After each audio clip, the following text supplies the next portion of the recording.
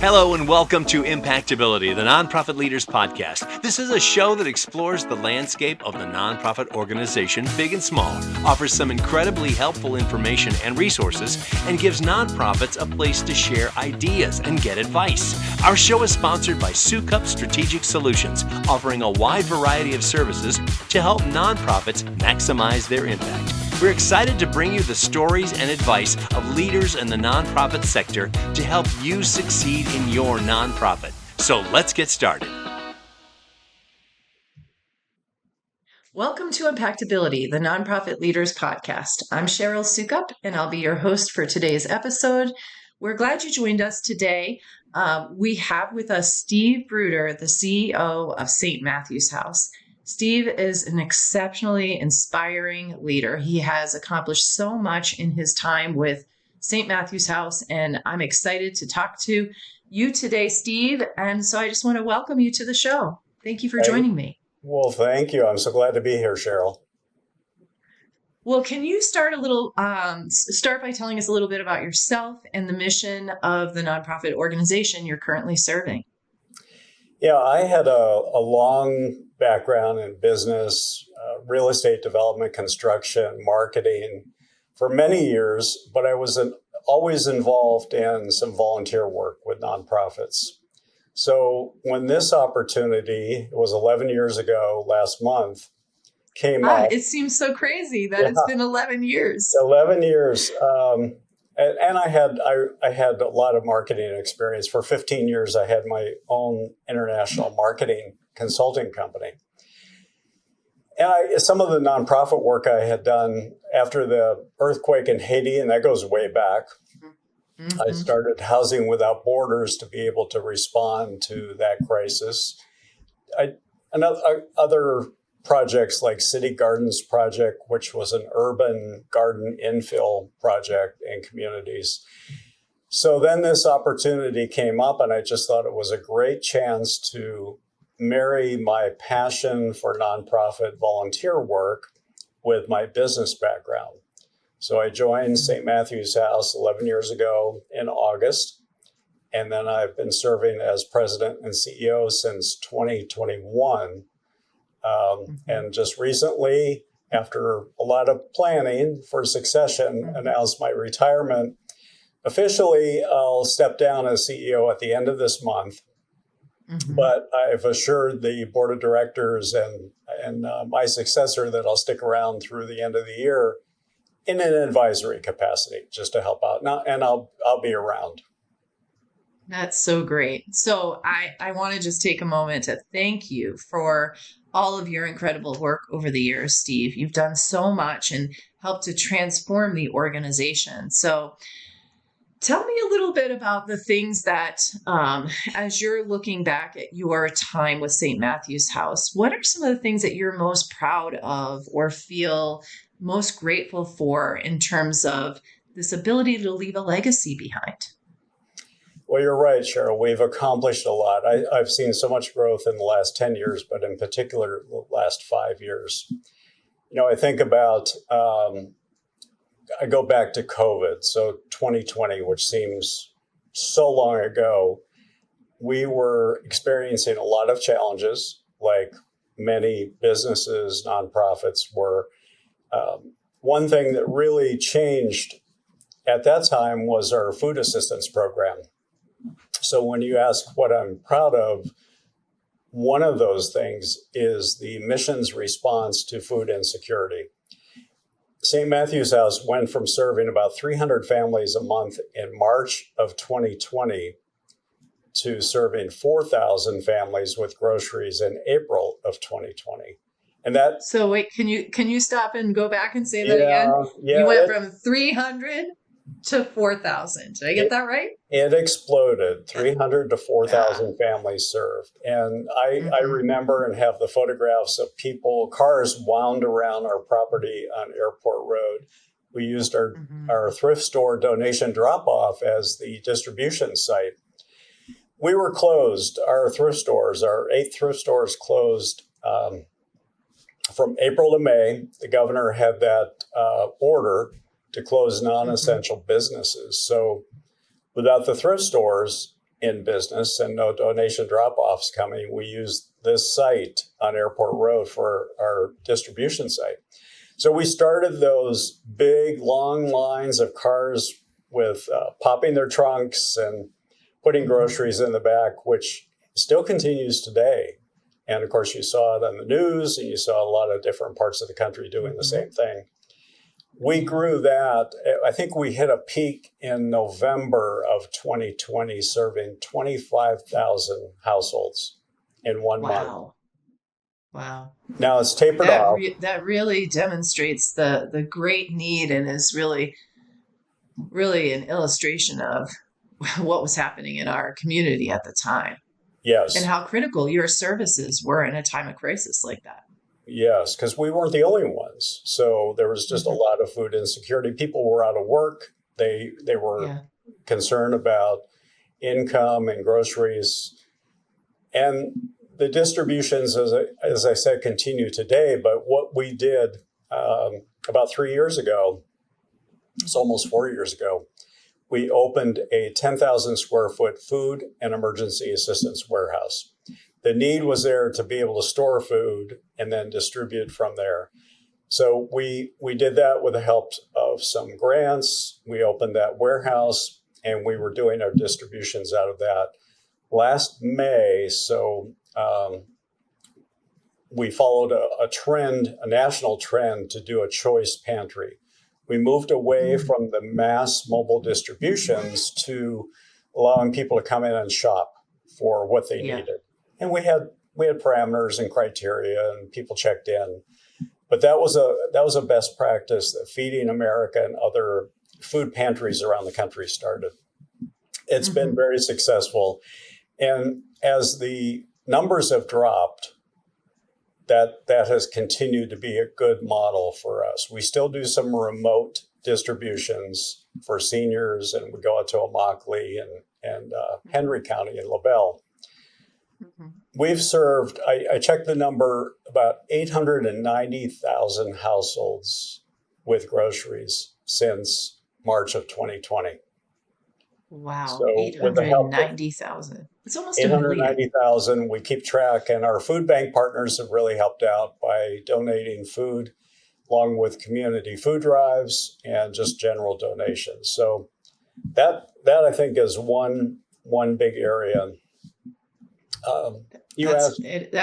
That's incredible growth, and really stepping up to meet a critical need that emerged. Yeah. So thank you. That's really something to be proud of, something to feel grateful for as an accomplishment. Thanks for sharing that. And Cheryl, you asked about the history. Of course, we've got a 37-year-old history of serving people experiencing hunger, homelessness, and addiction. Our addiction recovery program has changed a lot over the years, starting back in 2010. But another big change, and I think really significant improvement milestone that we've launched, is an alumni program. So people that graduate from our 12-month faith-based addiction recovery program now have a chance to stay connected through this alumni organization. And we just reported last month, we do annual checkups, and then every 2 years we check on the graduates. So we just completed the checkup from graduating class from a year ago, 31 graduates. 81% of those 31 graduates say they're doing well. We ask about sobriety, we ask about education, employment, family, church life, and they report that they're doing well, not struggling. So that's really significant. And isn't there really a very low success rate in that type of programming just generally? So isn't like 81% a really significant achievement? It is. It's very high. I've seen some numbers in the 50 and 60% range. Yeah. And it certainly depends on the length of the program. 30-day programs or 28-day programs, as they are now, don't have that type of success. We think our faith-based program is different. and the duration is really important. So Yeah, you said 12 months, right? yeah, it is very high as a Mm-hmm. percentage of success. So that's Mm-hmm. another one that I can look back and see that that's a legacy that I can look back on. But along with that, in the addiction recovery program, we started a little over a year ago a family restoration program. Mm-hmm. So when you think about folks in recovery, there's often dysfunction in the family that Yes. may have caused the addiction or led on to more addiction.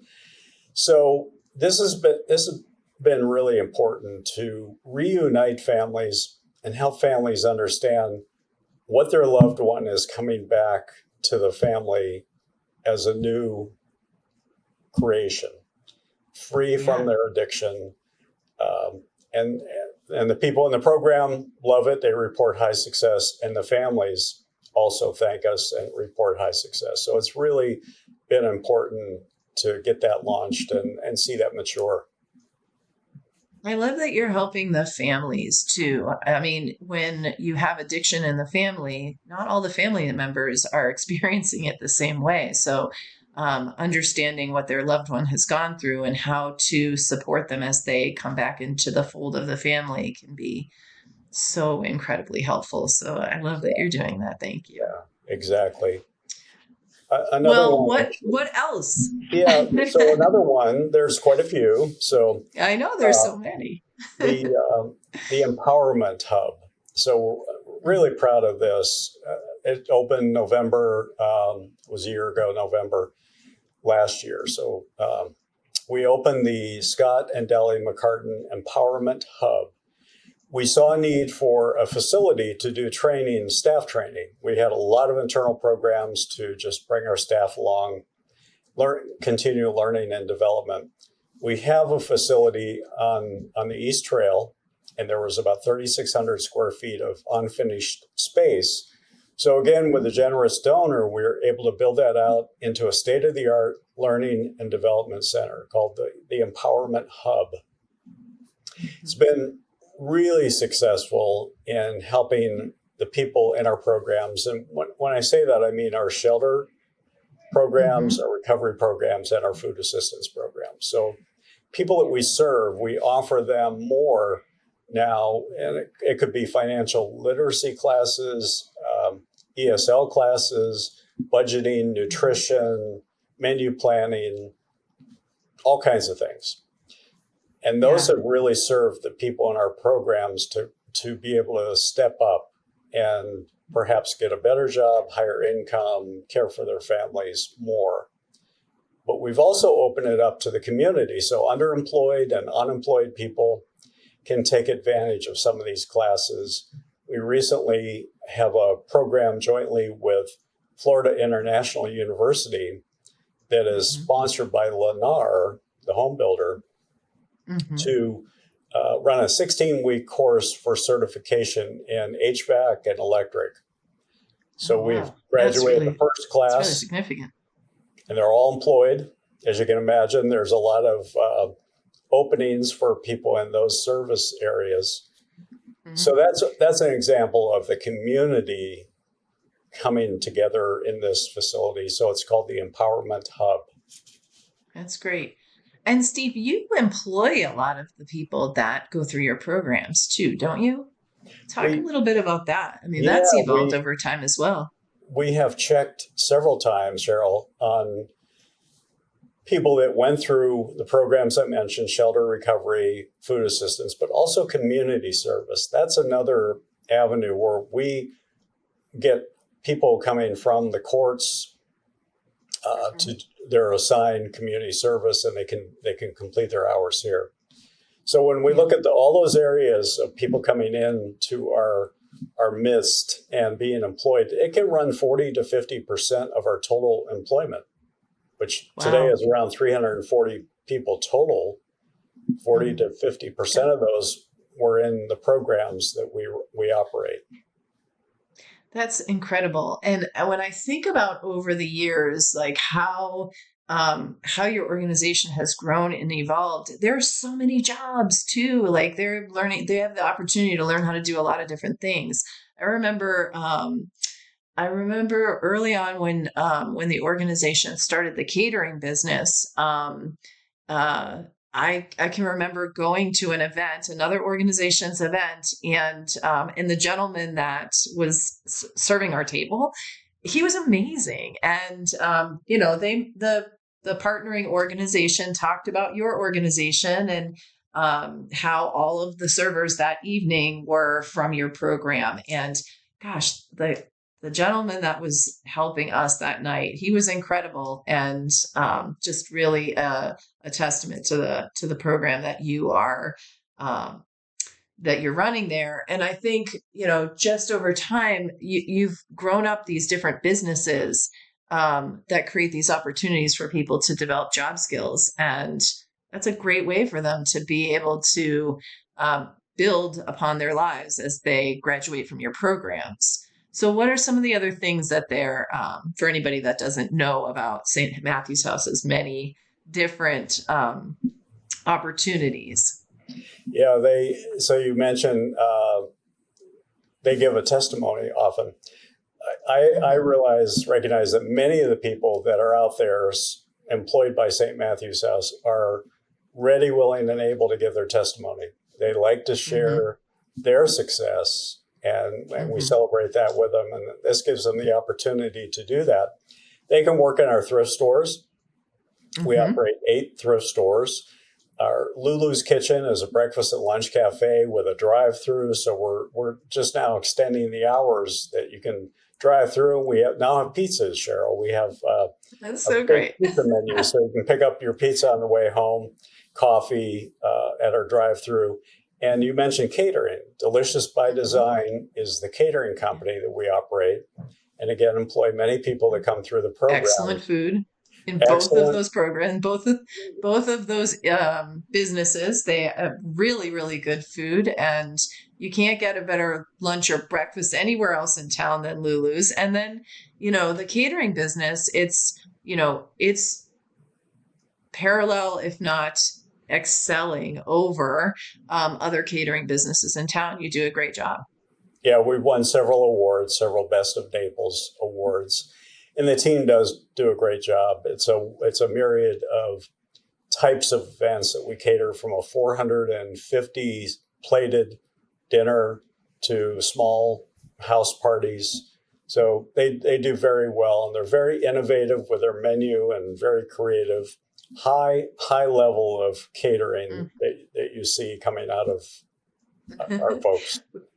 Which you have to have in Naples, Florida. Yes, you have if you're going to succeed in the catering business. Yes. All right. So we talked about a lot of different programming, but one thing that we didn't touch on is housing. I mean, you have housing units too, right? So you have your shelter, and then talk a little bit about your housing. And we do combine shelters with the transitional housing units. And one thing I also want to mention, sort of the very important piece of the legacy, is we opened a new women's and children's shelter in Fort Myers last December.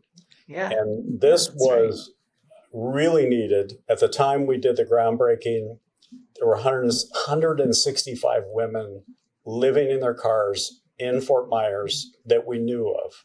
And that was reported by the Hunger and Homeless Coalition.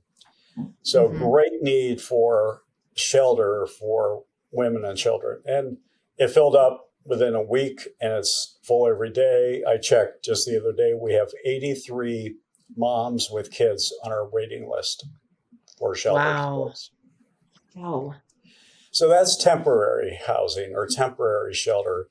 Our case management and our programs want to move people along into transitional housing.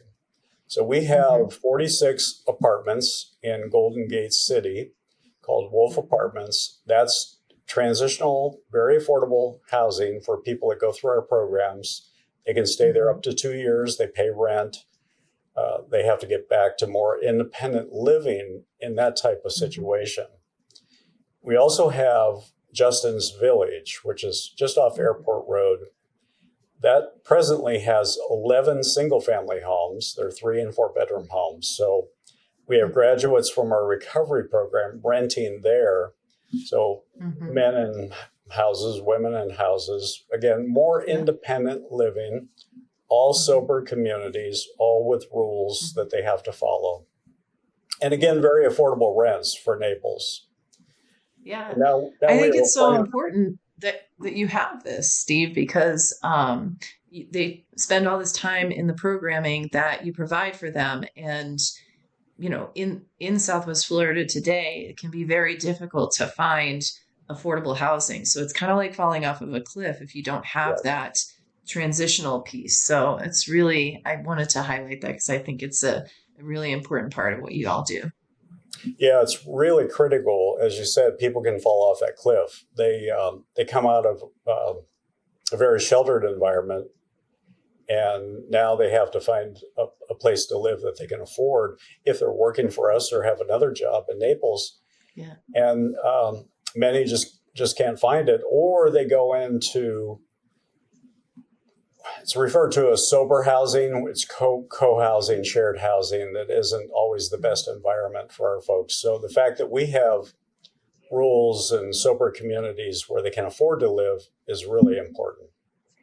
Yeah. And it's part of the continuum. We talk about our continuum of care. So it's that aftercare, knowing that they have a safe place that they can afford to live. Well, I think that's incredible. You have so much to be proud of. If there's one thing that you could point to and say, you know, this is the thing that I'm most grateful that I've been able to lead the effort on, what would that one thing be out of everything? Because it's a huge number of things. It's combining all those things into impact on people's lives. When I think about the thousands and thousands of people that St. Matthew's House has impacted over the years and over the years that I've served, we have about 1,100 people on average come through the shelters every year. We've now graduated just short of 1,000 men and women from that 12-month addiction recovery program. And I told you, approaching 1 million families served with our food assistance program. So it's that impact on the community. I often think, and people have suggested this, what if there was no St. Matthew's House? Now, there's, as you and I know, there's over 400 nonprofits in Collier County, not even Southwest Florida. So a lot of partners, a lot of agencies, organizations do really, really good work. But when I think about the impact from St. Matthew's House, a really good way to put it in perspective is, what if we weren't here? What would that look like for Naples and the broader community? So I think that's really key. Just giving people hope. You just talked about serving LaBelle. I didn't even know you were serving people in LaBelle. So you're going out pretty far. It's beyond just Naples. Yeah, it's really extended to 4 counties where we serve folks, including Glades County. So big impact regionally, and just that, giving people that hope with an opportunity to pick themselves up, do better with job skills, job training, housing, addiction recovery, all the things that we can bring together has made such a big difference in many people's lives. All right, now we're going to take a quick break and we will be back with you shortly. Major gifts are the ultimate source of funding for nonprofits. They can help you fulfill your mission and achieve your vision. Having a strong major gifts program should be a priority, but where do you begin? The best place to start is with Sukup Strategic Solutions. We create transformational change by working collaboratively with you to raise funds. Our fundraising consultants will assess your organization's fundraising capacity and develop a plan that serves as a blueprint for your fundraising success. From portfolio development and prospect research to donor cultivation and stewardship plans, solicitation advice and written gift proposals, strategic use of your donor data, and even fundraising training for your board, we can help your organization develop the tools, knowledge, and skills you need to succeed. Visit our website today at soukupstrategicsolutions.com and schedule a free consultation. That's SOUKUP strategicsolutions.com. When it comes to major gifts, the investment you make can make all the difference, and Soukup Strategic Solutions can show you how. Welcome back. I'm speaking with Steve Brooder, the CEO of St. Matthew's House. Let's continue our conversation, Steve. Well, one thing I wanted to talk to you about today, because I know this is a very important part of what inspires you, is working for a faith-based organization. What has that how important has that been to you, and what impact has that had on your personal life, being able to live out your faith through the work that you do as a leader? Yeah, it's really important. I remember back when that headhunter called me about this opportunity over 11 years ago. And she said, she described the opportunity and said, now it's a faith-based organization. Are you okay with that? And I said, oh, yes, I'm okay with that. So it was really, I think, important to know that that was the type of nonprofit organization I was joining, leaving the for-profit world. Mm-hmm. And it is an opportunity to live out your faith every day throughout the programs, throughout our employees, and everything we do, not be ashamed about it.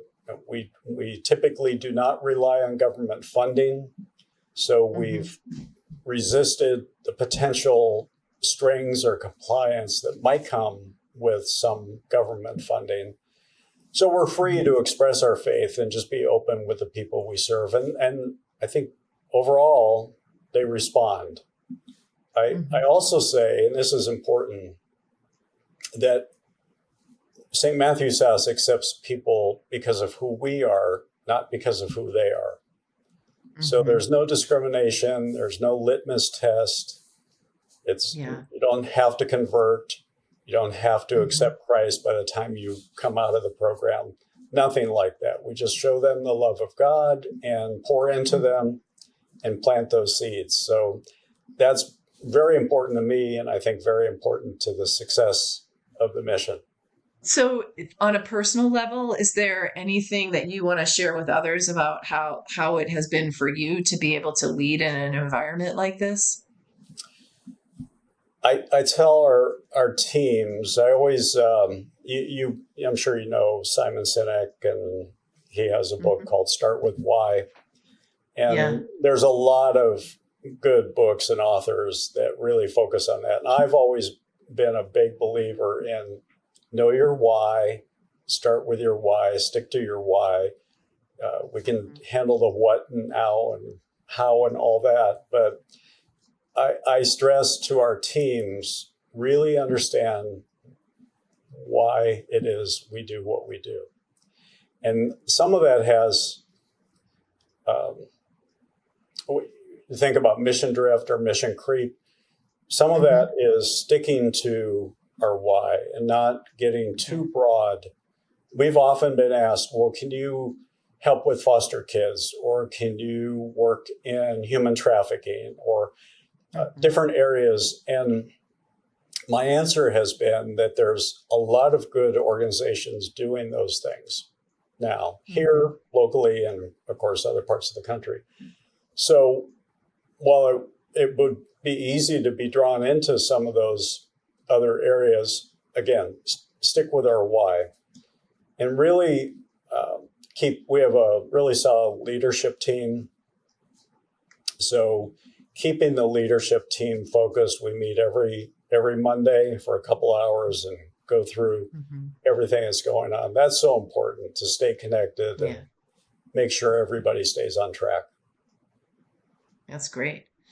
Now, you mentioned Start With Why. Great book. Love that book. I've read it multiple times. It's really impacted me as a professional. But are there any other resources that you've really found helpful as a nonprofit leader? Anything that you could share with others that they might like to check out? Yeah, I in fact, Cheryl, I can look over on my shelf and look at several of the books. I've Oh, always, please share. yeah, well, let me start reading them off. Jim Okay. Collins is such a great writer, business writer, good to great, applies to Yeah, good to great. for-profit Good one. and nonprofit Hmm. world. But getting Yeah. the right people in the right seats. There's so many good things, so many nuggets from that book. Yeah. I just read a book called "The Power of Mattering." Power of Oh, I haven't heard Mattering. of that one. Yeah, Okay. uh, and it's taking time out to let people know you care, let people know they matter. So it can be the leadership team, it can be the volunteers, board members, people in the programs, broader staff, but just showing that they matter and they care. And so the book gives a lot of really good examples on how to do that daily. I try to practice it by getting out and visiting the other campuses and just taking time to talk to folks. I Yeah. just last week, I think we were talking about a conversation with someone in our Naples shelter, the Campbell Lodge, and they look like somebody that had graduated the program. And this happens a lot with 1,000 graduates. I said, oh, I remember him, but but it wasn't the person that they were thinking of, but it was somebody that was just in the shelter. And this was one of our directors telling the story. So he said it was a little awkward, but he said, "Oh, I thought you were somebody else. Tell me about you. Tell me about your story." It ended up being about a 20 or 30-minute conversation with this person in the shelter. And I can only imagine how much it meant to the person in the shelter, because we talk about connection being so important. Yeah. Loneliness is one of the leading causes for homelessness and addiction.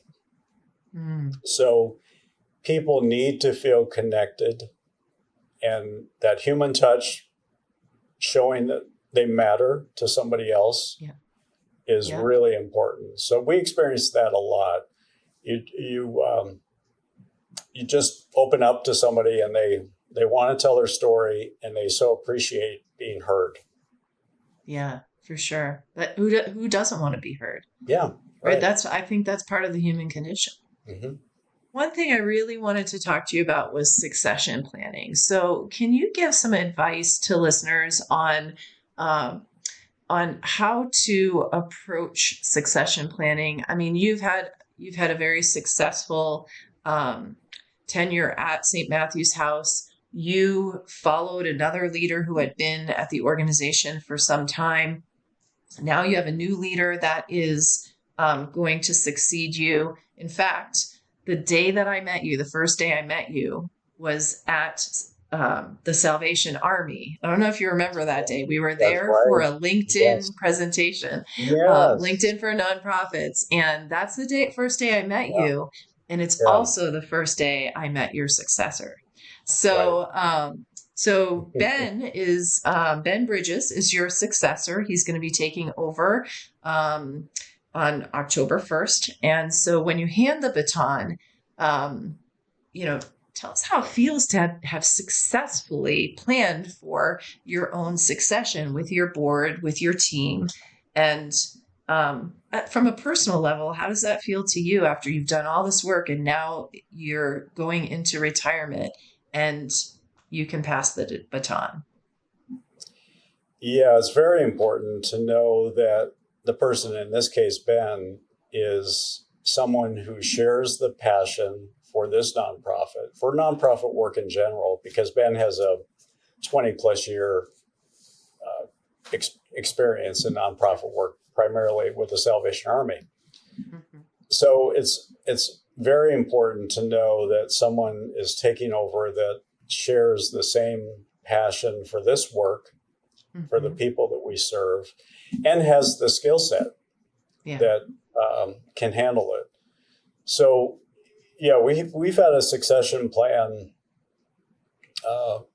really at the time I took over as CEO back in 21, there wasn't anything planned or on paper prior to that. Mm-hmm. In fact, I served as interim for about 4 months and then was named CEO. And in that time, we talked about the importance of succession planning and really then started putting it down on paper and being intentional about it, because the mission, we're now a $52 million a year operating budget and 340 employees. That just blows me away. Because what was it when you started? Like 20? 17. Yeah, 17. I mean, that's incredible growth in just such a short amount of time. I'm sorry. Go ahead. Keep going. It just blows me away. But it's a big engine that takes a lot of fuel and a lot of moving parts. Mm-hmm. So it was very important in 2021 to really be intentional about the succession planning. And I remember telling the board chairman, okay, you got me for 2 years. I'll do this for 2 years.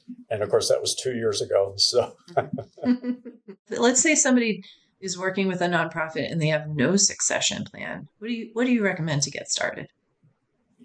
Yeah, very important to be transparent, be open. I've seen leaders that want to keep things close to the vest. And the worst case is something happens to that leader that's unexpected. Yeah. Which can always happen. Yeah. So be transparent, be open. I've never felt, and I would say any leader should be ready to delegate and share and bring people along, because you want them to be supportive and help the organization grow. Yeah. So be open, transparent, share, expose other leaders or potential leaders in the organization to a broader perspective of the organization, not just their own silo. Mm-hmm. That's great. Now that you are in this position where you are getting ready to retire, I know you said you were going to be around as an advisor for a while. What does it look like for you moving forward October 1st? Is there anything really exciting about retirement that you're looking forward to? Are you going to do any traveling? Are you taking up a hobby? Like, what are you going to do with all your time now that you're not working at St. Matthew's House all day, every day? Yeah, I need that hobby. People, as you can imagine, I get to ask that a lot. What are you going to do? You're so focused and put in so many hours on the job and love what I do so much. Yeah. And my answer is I'll figure it out. I don't know. I don't know exactly what it will be to fill my days. I've also said, Cheryl, I don't fish and I don't golf. So now what? I know. A lot of people in Naples fail retirement because of that. Yeah, that's Naples. But there's so many things. Are you going to stick around, do you think? Yeah, I do. One thought that I have is I don't know if I can go back to colder weather. We moved to Southwest Florida 23 years ago from northwestern Pennsylvania. Okay.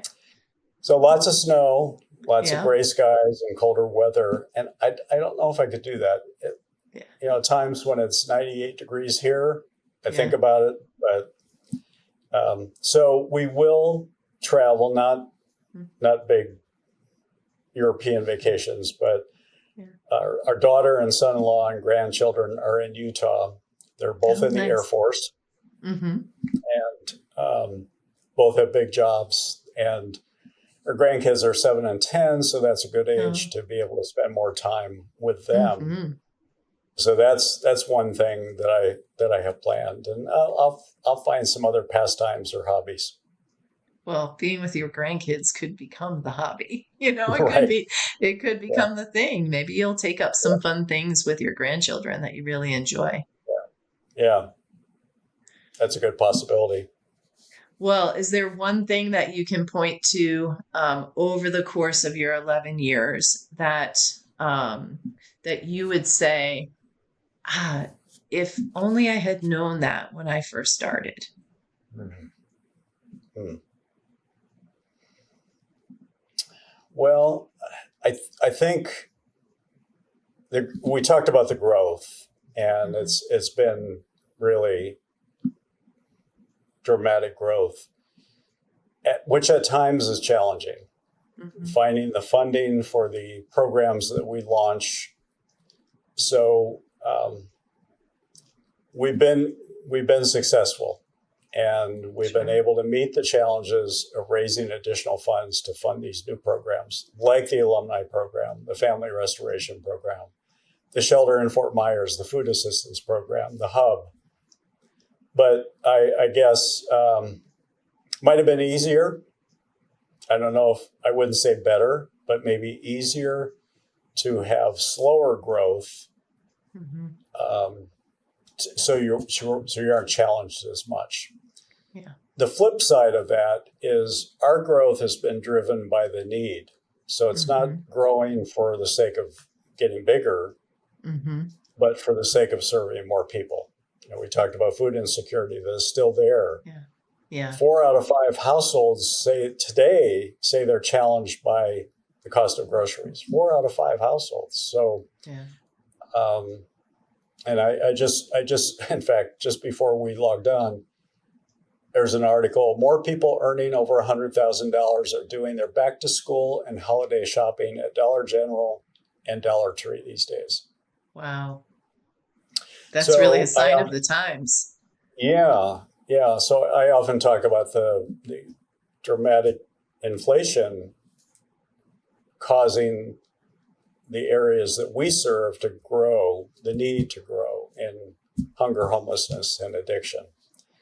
So maybe just meter that growth so Mhm. you can be assured that you'll be able to have the right people in the right Mhm. positions, have the funding for the programs, and not be stressed out. Well, that is a great great thing to think about as you're looking back. But you know what? Truthfully, you rose to the occasion. You could have never known that there was going to be a pandemic when you first started at St. Matthew's House. No, And, no. you know, how could you say no? How could you not? Well, It would have been nice yeah, to and have more her, metered growth, but the bottom line and is you stepped up and served the need of the community in a way that has changed so many lives, almost a million lives. And right. then if you think about the ripple effect Yeah. beyond those individuals that got your direct service, it's a huge impact. And there has been a lot with COVID and hurricanes, multiple hurricanes, and inflation. Those have been really the external factors that none of us expected. Um, we had we had an incident on April 10th, which I know you're aware of, at one of our thrift stores where a car drove through the showroom, through the sales floor, injured 7 people, and caused that store to be closed for over 4 months, which meant Yeah, a loss of $1.2 million in it's revenue crazy. because it was our That's such a biggest big store. hole to fill. It's a big hole to fill. We call that a black swan event. That, I mean, you would never have expected that to happen. So weathering all those challenges and then responding to the need is has been important and has been something to look at. That we're proud as an organization to be able to survive all that. Hmm. And how about you personally? Well, I am proud of that. Proud of the team. When that incident happened on April 10th, I happened to be in Fort Myers that day, and I got the call, and I raced down here. I said, I've never seen so many Collier County Sheriff's cars in one spot. Mm. So it was like, how are we going to get through this, knowing that people have been injured knowing that people have been taken to the hospital. That as a leader, you internalize that and think about how do we get our people through this? Yeah. It wasn't just the physical aspect, it was the emotional aspect, the psychological aspect that affected many people. So, because of our faith, because we have a strong team and know our why, we pushed forward. Yeah. And because the organization had a strong leader. Yeah. So I want to say thank you so much, not only for being with me here today, thank you for that, but also for your many years of leadership, Steve. You've had a huge impact on our community, and there are no words to say adequately an appropriate thank you for all that you've done, but I'll try. Thank you. Well, thank you. That's much appreciated. And Cheryl, you are such a community asset and a leader for many nonprofits, St. Matthew's House and many others. So thank you for all you do to kind of drive this community in the right direction with all your support and everything you do to help us. Appreciate that, Steve. Thank you. Well, I know that you're retiring, so if somebody wants to connect with you, maybe you don't want any connections in retirement, but first tell us how people can connect with St. Matthew's House, and then if you would like to connect with people, what would be the way for them to do that? Yeah, our website is stmatthewshouse.org, stmatthewshouse.org, so they can get more information there. I've had and you know Peggy, my executive assistant, she has been great, and she will be here for a while. So good. She hasn't officially announced her retirement, so she will always be able to reach me. So that's Peggy at stmatthewshouse.org. She will be Ben's executive assistant in the transition. So, and we hope to have Ben on at some point in the future too. Good.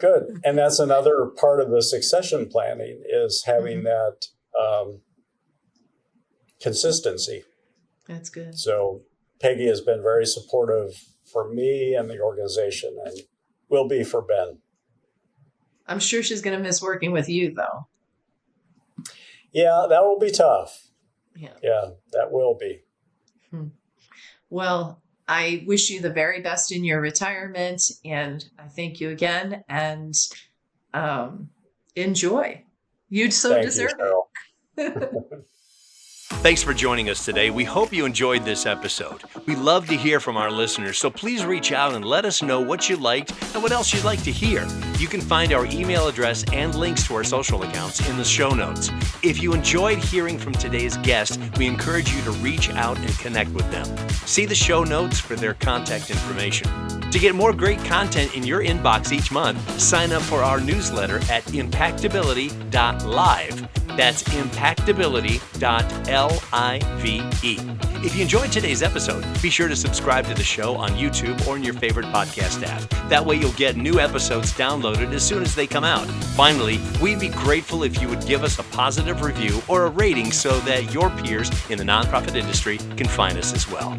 From all of us at Impactability, thanks for listening, and thank you for all you do to make the world a better place through your nonprofit.